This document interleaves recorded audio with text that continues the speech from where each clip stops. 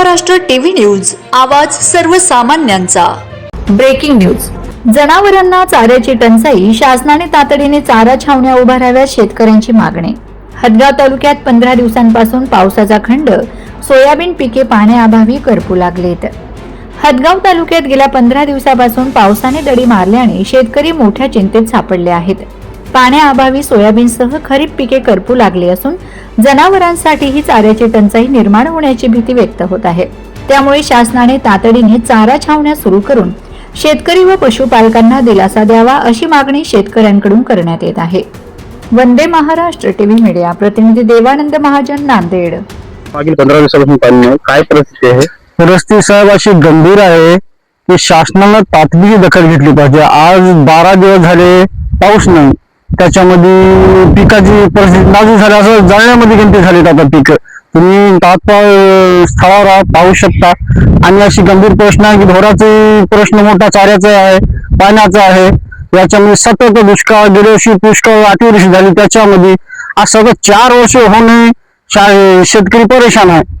दरवर्षी दुष्काळ किंवा अतिवृष्टी किंवा असे नैसर्गिक संकट, याच्यामुळे शेतकरी हवालदिल झालेला आहे। तरी शासनाला आमची नम्र तातडीची आम्हाला शेतकऱ्याला भरपूर काहीतरी मदत करावा आणि बियाणं उपलब्ध करून द्यावं। शासनाला आमची कळकळीची विनंती आहे की ऑपरेशन टायगर आणि असं हे फोडाफोडीचे राजकारण करण्यापेक्षा कृषी मंत्र्याने स्वतः थेट बांधावर येऊन शेतकऱ्याची काय परिस्थिती आहे ते पाहावे आणि शेतकऱ्याला काहीतरी मदत करावी। मागील 15 दिवसापासून आज पावसाचा खंड आहे, तिथे अक्षरशः वाढले, काय परिस्थिती आहे? या वर्षी परिस्थिती निरोग उघडा गेला, नंतर पावसाने सुरुवात केल्यानंतर लोकांनी पेरणीला सुरुवात केली। तरी पेराव की नाही, पेरत नाही, लोकांनी पेरल्यानंतर उगवण झाली। आज 12 दिवस झाले पाण्याचा शितोळा नाही, जे उगवण झाली आहे ते आज वाळून जात आहेत।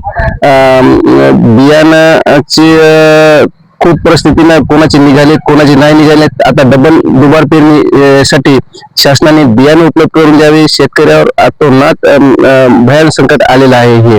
आणि आता जनावरांसाठी पाणी नाही कुठं आणि चारा नाही, गंभीर चाऱ्याचा प्रश्न निर्माण झाला आहे। आणि तरी शासनाने या दखल घेऊन चारा उपलब्ध करून द्यावा आणि या दुबार पेरणीसाठी आर्थिक मदत देऊन बियाणे उपलब्ध करून द्यावा। ज्या शेतकऱ्यांना मजुरीसाठी हे पैसे उपलब्ध करून निधी उपलब्ध करून द्यावा, ही शासनाला विनंती।